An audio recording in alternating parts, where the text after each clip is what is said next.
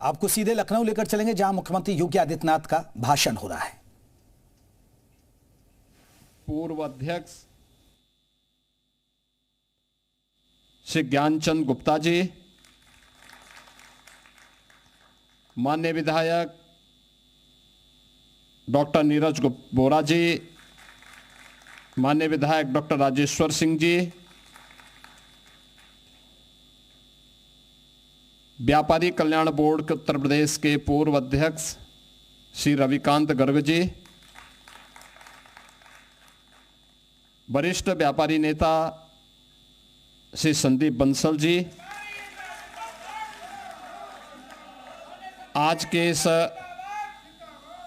कार्यक्रम में उपस्थित सभी हमारे प्रदेश के अलग अलग क्षेत्रों से उपस्थित सभी हमारे व्यापारी बंधुगण, प्रदेश के अलग अलग जनपदों में आयोजित होने वाले कार्यक्रमों में सहभागी बन रहे हमारे सभी उद्योग व्यापार जगत से जुड़े हुए बंधुगण, मैं सबसे पहले आप सभी को पूरे प्रदेश के और देश की आर्थिक उन्नति के आधार आप सभी उद्योग व्यापार जगत से जुड़े हुए व्यापारी बंधुओं का आज के समारोह में हृदय से अभिनंदन करते हुए दानवीर भामा सिंह शाह की जयंती की पूर्व संध्या पर उनके स्मृतियों को नमन करते हुए उन्हें विनम्र श्रद्धांजलि अर्पित करता हूं। बहनों और भाइयों, जब हम यहां पे भामा शाह जयंती की पूर्व संध्या पर एकत्र हैं, मुझे श्याम नारायण पांडे की हल्दी घाटी की कुछ पंक्तियां याद आ गई, जिसमें उन्होंने लिखा है कि यह एक लिंग का आसन है, इस पर न किसी का शासन है। नित्य सेहक रहा कमलासन है, यह सिंहासन सिंहासन है। यह सम्मानित अधिराजों से अर्चित है राज समाजों से, इसके पदरज पूछे जाते भूपों के सिर के ताजों से। इसकी रक्षा के लिए हुई कुर्बानी पर कुर्बानी है, राणा तू इसकी रक्षा कर, यह सिंहासन अभिमानी है।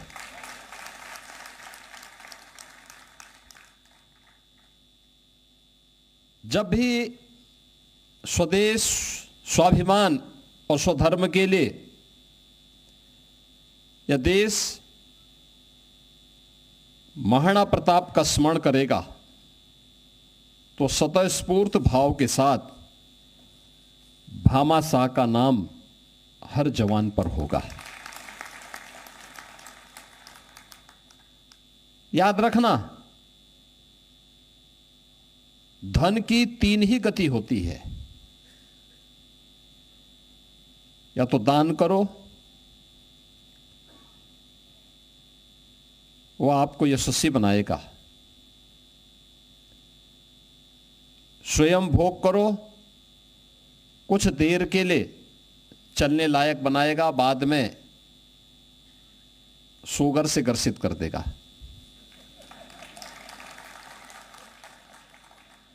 और अन्यथा गलत तरीके से जब धन का अर्जन होता है तो वह नाश का कारण भी बनता है, जैसे आपने माफियाओं के नाश को देखा होगा।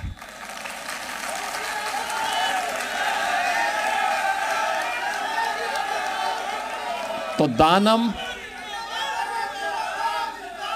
भोगम और नाशम, ये धन की तीन गति है। दान देश काल और पात्र को देख करके, हमारे पूर्वजों ने, भारतीय मनीषा ने दान के लिए भी कुछ बातें कही, जिसके बारे में श्रीमद् भगवत गीता में उसके बारे में छोटा सा एक उदाहरण खन्ना जी ने भी यहाँ पे प्रस्तुत किया। और सात्विक हो, देश के लिए, धर्म के लिए, लोक कल्याण के लिए, गरीब कल्याण के लिए दिया जाने वाला दान हमेशा सार्थक होता है और व्यक्ति को, पीढ़ी को यशस्वी बनाता है। दानवीर भामाशाह 29 जून 1547 को उनका जन्म होता है राजस्थान में। राजस्थान की भक्ति और शक्ति का समन्वय वहां की धरती पर अद्भुत रूप से हम सबको देखने को मिलता है।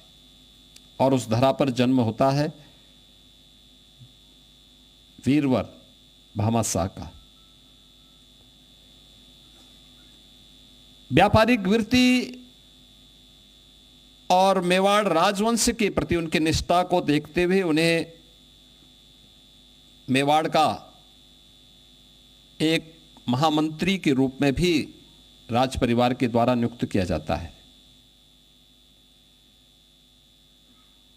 वहां से जो भी मेवाड़ राजवंश से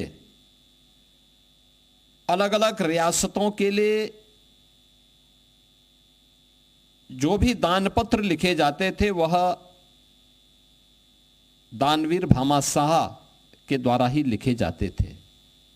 आप जब यहां से बाहर निकलेंगे, बाहर एक एग्जीबिशन लगी हुई है, उसमें आप देखेंगे तो उनके द्वारा जारी किए गए दान पत्र, ताम्र पत्र की कुछ प्रतिकृतियां वहां पर बाहर हम लोगों ने प्रस्तुत भी की है।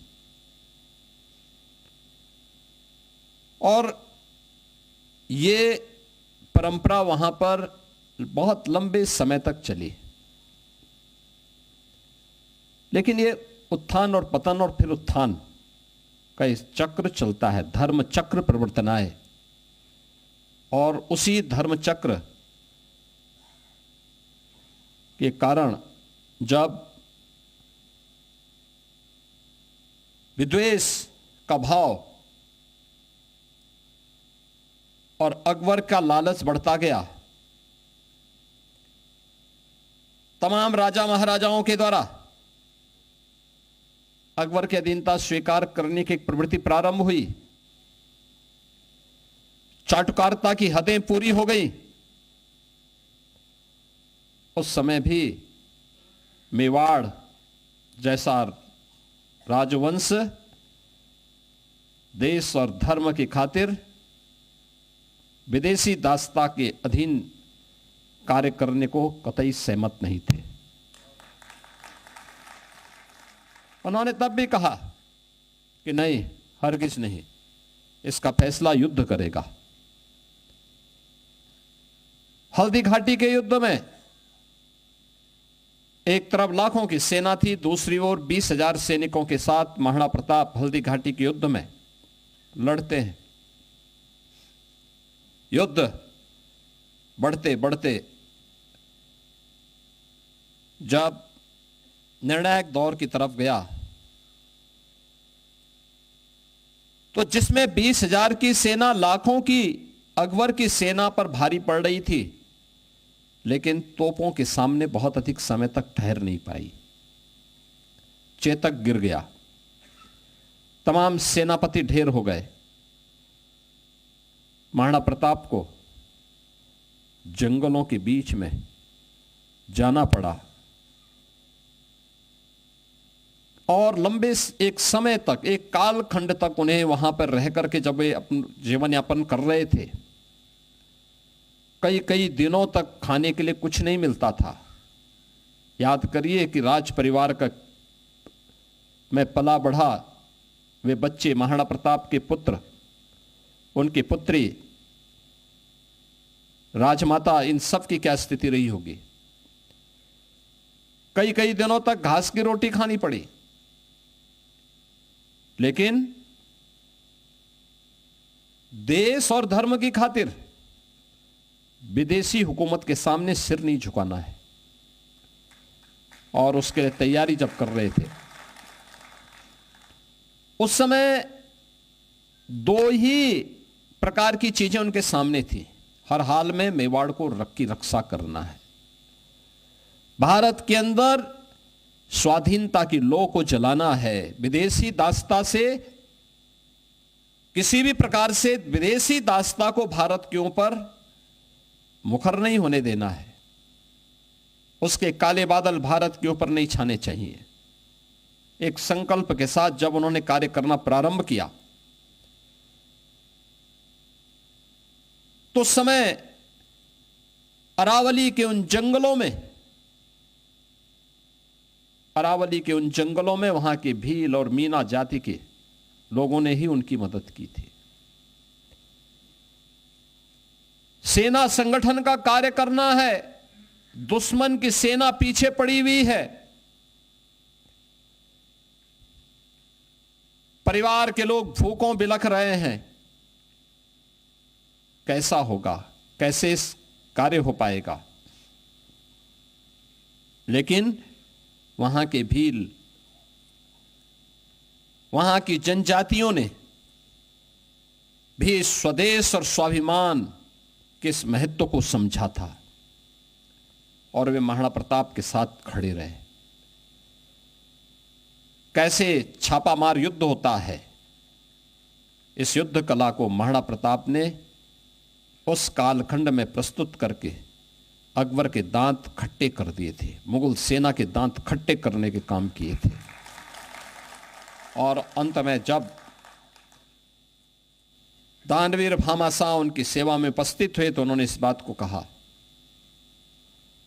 कि मेरी जितनी संपत्ति है, ये संपत्ति में फिर से सेना के पुनर्गठन के लिए अर्पित कर रहा हूं। महाराणा प्रताप ने कहा, ये क्या कर रहे हो भाई? अरे सारे लोग तो अपने लिए अर्जित करते हैं। उन्होंने कहा, नहीं, मैंने जो भी संपत्ति अर्जित की थी इसी देश से अर्जित की थी और इसलिए उसके लिए समर्पित कर रहा हूं। यानी याद करिए, उस समय भी 500 वर्ष पहले भी यह भाव था जो आज प्रधानमंत्री मोदी जी कहते हैं, नेशन फर्स्ट, राष्ट्र प्रथम है। क्योंकि देश सुरक्षित रहेगा, हम सब भी सुरक्षित रहेंगे। देश सुरक्षित है तो धर्म भी सुरक्षित है, धर्म भी सुरक्षित है तो हम भी सुरक्षित हैं। बहनों और भाइयों, यह वह समय था जब देश के सामने कठिन चुनौतियां थी, विदेशी आक्रमण हो रहे थे, स्वाधीनता खतरे में पड़ी हुई थी, संसाधनों का अभाव था। उन संसाधनों के अभाव में भी भील, मीना और वहां की अन्य ट्राइबल जातियां देश के लिए लड़ रही हैं, महाराणा प्रताप का साथ दे रही हैं।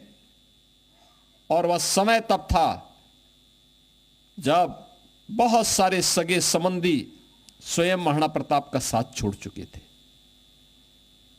तमाम राजे रजवाड़ों ने अकबर की अधीनता स्वीकार कर ली थी, लेकिन इन सब से बेखबर उन लोगों ने उस समय जिस प्रमुखता के साथ कार्य किया, कहते हैं भामाशाह की जिसका जो सहयोग था महाराणा प्रताप को, वह इतना सहयोग था कि 25,000 सैनिकों को 12 वर्षों तक उनको हर प्रकार की सुख, यानी उनका वेतन दिया जा सकता था, उनके रहने खाने की व्यवस्था की जा सकती थी, युद्ध की सामग्री उन्हें उपलब्ध कराई जा सकती थी। अब याद करिए कितनी बड़ी ताकत उस समय खड़ी की, और उसी के बल पर महाराणा प्रताप ने फिर से सेना का संगठन खड़ा किया और जितने भी दुर्ग और किले मेवाड़ और चित्तौड़गढ़ के अकबर ने अर्जित की थी, उन सबको फिर से वापस लेकर के उस कालखंड में फिर से अपने आप को अजय घोषित किया था, स्वाधीन घोषित किया था। याद करिए 450 वर्ष पहले शौर्य और पराक्रम का ऐसा अद्भुत संगम हम सबको देखने को मिला। 400-450 वर्ष पहले इस प्रकार के अद्भुत शौर्य और पराक्रम हम सबको देखने को मिला, ऐसा संगठन हमें देखने को मिला। ये शौर्य और पराक्रम ही जब भी देश के ऊपर संकट आता है, हर भारतवासी महाराणा प्रताप को स्मरण करता है। हर भारतवासी छत्रपति शिवाजी महाराज का स्मरण करता है। हर भारतवासी गुरु गोविंद सिंह जी महाराज का स्मरण करता है। इसलिए स्मरण करता है क्योंकि उन्होंने अपने लिए नहीं, देश के लिए जीवन जिया था। उनका समर्पण धर्म के लिए था। धर्म उनके लिए जीवन पद्धति थी। धर्म उनके लिए उपासना पद्धति मात्र नहीं थी। और इसीलिए आज भी और इतिहास के स्वर्णाक्षरों में हर भारतवासी इन महापुरुषों के प्रति नतमस्तक होता है। और इसीलिए मैंने कहा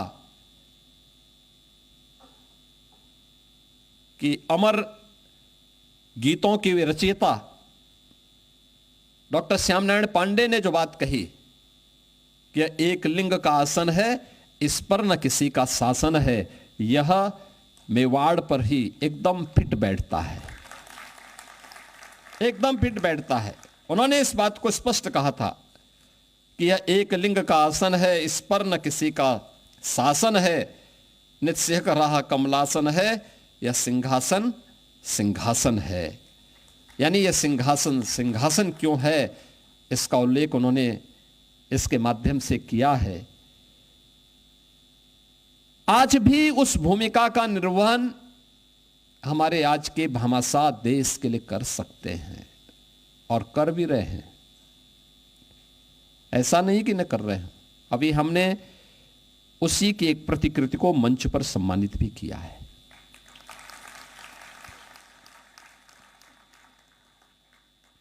याद करिए, सरकार अपने दायित्वों का निर्वहन कर रही है। यहां पे अभी रविकांत गर्ग जी कह रहे थे कि इस दिवस को, अरे हम तो कह रहे हैं कि हर वर्ष ये दिवस मनाया जाना चाहिए। और मैं तो जीएसटी विभाग से भी कहूंगा कि लखनऊ में ही नहीं, प्रदेश भर में हर जनपद में सेलेक्ट करिए। प्रदेश में जो सर्वाधिक जीएसटी देने वाले हैं उनका लखनऊ में, और जनपद में जो सर्वाधिक जीएसटी देने वाले हैं उनको जनपदों में ऐसे 10-10 व्यापारियों का सम्मान इस दिवस पर किया जाना चाहिए। दूसरा, इस दिवस को तय करिए कि इस दिवस पर ही हम उन व्यापारियों को जो कभी किसी दुर्घटना के शिकार होते हैं, जिन्होंने जीएसटी रजिस्ट्रेशन किया और रजिस्ट्रेशन भरने के बाद दुर्भाग्य से किसी दुर्घटना के शिकार होते हैं, तो व्यापारी कल्याण बोर्ड के माध्यम से हमने 10 लाख रुपए की उन्हें सुरक्षा बीमा का कवर दिया है। इस राशि का वितरण भी इसी अवसर पर उन लोगों को करना चाहिए। एक साथ सम्मान के साथ, भव्य समारोह के साथ होने चाहिए। लगाया जाना चाहिए उस समय एक और महाराणा प्रताप का चित्र और दूसरी तरफ भामाशाह का चित्र, और लोगों को बताया जाना चाहिए, वर्तमान पीढ़ी को बताया जाना चाहिए, महाराणा प्रताप का स्मरण होगा तो भामाशाह का स्मरण अपने आप हो जाएगा। भामाशाह का स्मरण होगा तो महाराणा प्रताप का स्मरण अपने आप हो जाएगा। दोनों अलग नहीं है, दोनों एक दूसरे के पूरक हैं। और भारत का इतिहास इस बात का साक्षी है। मध्यकाल में जो कार्य भामाशाह ने किया था, देश के लिए, धर्म के लिए, स्वामी भक्ति का जो उदाहरण प्रस्तुत किया था, वही स्थिति कालांतर में देखने को मिली। याद करिए, हमारे सामने कुछ उदाहरण है, आपके सामने हर व्यक्ति की जबान पर वे नाम आते हैं। स्वामी विवेकानंद का नाम, शिकागो के धर्म सम्मेलन में स्वामी विवेकानंद को जाना था। कौन सहयोग करेगा, वहां जाने की व्यवस्था कौन करेगा? और तब नाम आया था मैसूर के महाराजा चाम राजेंद्र वाडियार का, और खेतड़ी के महाराजा, राजस्थान के राजा अजीत सिंह जी का, जिन्होंने स्वामी विवेकानंद को वहां जाने की व्यवस्था की और शिकागो की उस वर्ल्ड पीस समिट के माध्यम से वह भारतीय संस्कृति का डंका दुनिया के सामने बजा सके। यह इसलिए संभव हो पाया जब यह सहयोग वहां उन्हें प्राप्त हुआ। अन्यथा एक सामान्य सन्यासी के रूप में लोग भूल चुके होते हैं, किसी को पता ही नहीं होता यह भी प्रतिभा है। उनकी दिव्य प्रतिभा से यह देश वंचित रह जाता, दुनिया वंचित रह जाती। भारत की वैदिक परंपरा की का डंका जो दुनिया के अंदर वैश्विक मंच पर बसता हुआ दिखाई दिया है, यह इन महापुरुषों के नाते। दूसरा नाम आपके सामने है भारत रत्न और भारत के संविधान के शिल्पी बाबा साहब डॉक्टर भीमराव अंबेडकर का।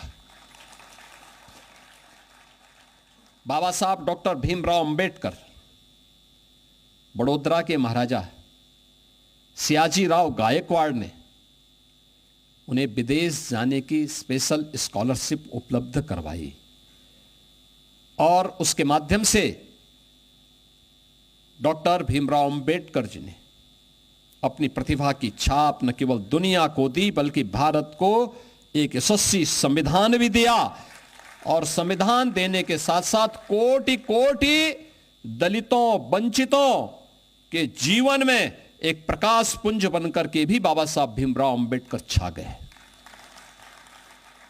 बहनों और भाइयों, यह जब भी सहयोग सात्विक भाव के साथ, एक सकारात्मक भाव के साथ किया जाता है, उसके परिणाम सामने आते हैं।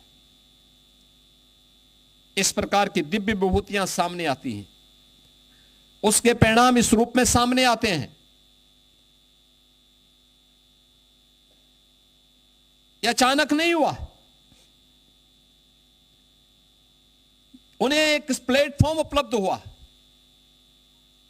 उसका महत्व था और उस महत्व को इन महापुरुषों ने थोड़ा सपोर्ट किया तो देश और दुनिया को एक नए रत्न के रूप में, कहीं स्वामी विवेकानंद मिल गए, कहीं पे डॉक्टर भीमराव अंबेडकर मिल गए और उन्होंने देश और दुनिया को एक नई राह दिखा दी।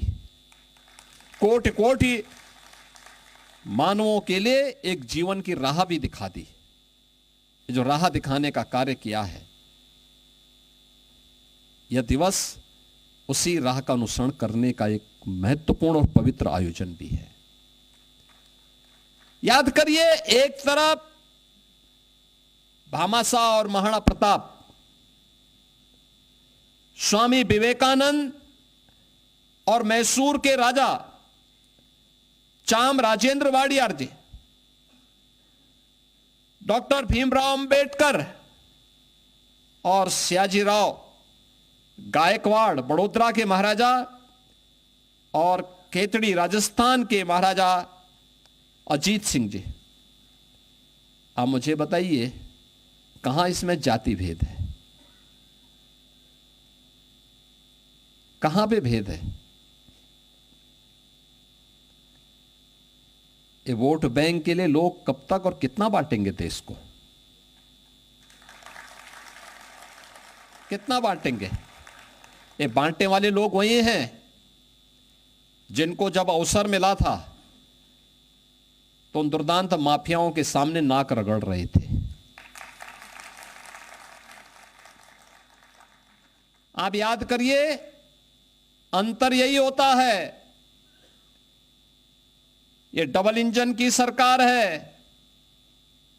आदरणीय प्रधानमंत्री जी की प्रेरणा से जब सकारात्मक सोच के साथ सरकार कार्य करती है तो हमने यहां के परंपरागत उद्यम को प्रोत्साहित करने के लिए वन डिस्ट्रिक्ट वन प्रोडक्ट की योजना चलाई। करोड़ों लोगों को रोजगार मिला, व्यापारियों को अपने प्रोडक्ट को एक प्लेटफॉर्म प्राप्त हुआ और वो एक्सपोर्ट का एक नया केंद्र बन गया। लेकिन इस जाति के नाम पर बांटने वाले लोगों ने माफियाओं के सामने सत्ता को गिरवी रख दिया था और इन्होंने वन डिस्ट्रिक्ट वन माफिया देकर के प्रदेश की कानून व्यवस्था को पूरी तरह सत्यानाश करके रख दिया था। ये वही लोग हैं, आज भी ये लोग घूमते हैं।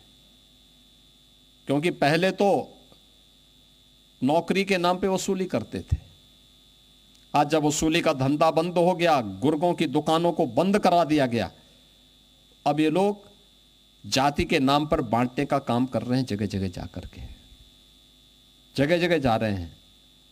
मैं तो बार बार इस बात को कहता हूं कि बटोगे तो कटोगे।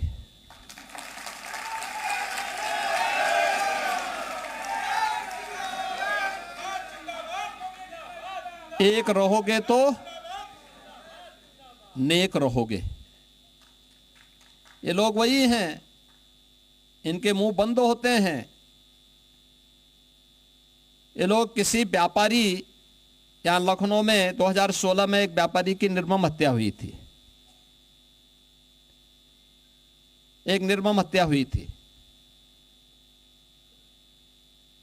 और उस समय इन्होंने कोई कार्रवाई नहीं की। हमारी सरकार आई, हम लोगों ने कार्रवाई की। इस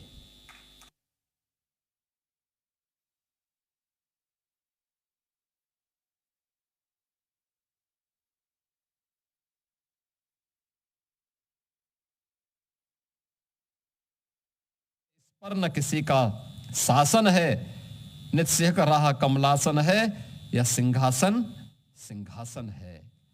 यानी यह सिंहासन सिंहासन क्यों है, इसका उल्लेख उन्होंने इसके माध्यम से किया है। ही उस भूमिका का निर्वहन हमारे आज के भामाशाह देश के लिए कर सकते हैं और कर भी रहे हैं। ऐसा नहीं कि न कर रहे हैं। अभी हमने उसी की एक प्रतिकृति को मंच पर सम्मानित भी किया है। तो यमराज ने जब टिकट उनका काटा तो वे चिल्ला उठे, कह रहे साहब देखिए अत्याचार हो रहा है। अरे अत्याचार तब नहीं हो रहा था जब व्यापारी पे गोली मार रहे थे, और जब उसकी प्रतिक्रिया हुई तो उसके बाद चिल्ला उठे। ये घड़ियाली आंसू बहाते हैं माफियाओं के लिए, उन लुटेरों के लिए जो राह चलते हुए राहगीरों पर, निर्दोष व्यापारियों पर और बेटियों की सुरक्षा के लिए खतरा पैदा करते हैं। और इसीलिए मैं आप सबसे कहने के लिए आया हूं, हमें सावधान होना होगा, सतर्क होना होगा। इन लोगों के उन कारनामों से, जिन कारनामों के कारण पहचान के एक संकट से आप गुजर रहे थे। आप में से बहुत सारे लोग होंगे जिनका व्यापार उत्तर प्रदेश के अलावा दूसरे राज्यों में भी होगा, या लेन देन करते होंगे, सामान मंगाते होंगे। पहले उत्तर प्रदेश के नाम से लोग सामान भेजने में डरते थे। आज कोई डर नहीं है, कोई भय नहीं है।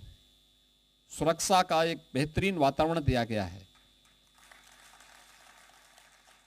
हर प्रकार से हम लोग आगे बढ़ रहे हैं। ये प्रक्रिया आगे इसी रूप में आगे बढ़ती रहनी चाहिए। और यह दिवस 29 जून को हर वर्ष आयोजित होना चाहिए। दानवीर भामाशाह के उन कार्यों को लेकर के हमें कृतज्ञता ज्ञापित करनी चाहिए। लेकिन मेरी आप सबसे अपील है, हमें अपने स्तर पर भी कुछ करना चाहिए। लोकल स्तर पर भी बहुत कुछ आप कर सकते हैं। मैंने दान के में तो भामाशाह का भी उदाहरण दिया,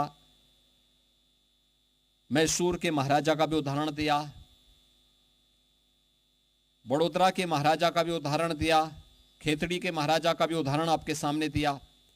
कैसी कैसी विभूतियों को और राष्ट्र रक्षा के लिए, राष्ट्र के उन्नयन के लिए किस किस प्रकार की विभूतियों को उनके सहयोग से आगे बढ़ने में मदद मिली।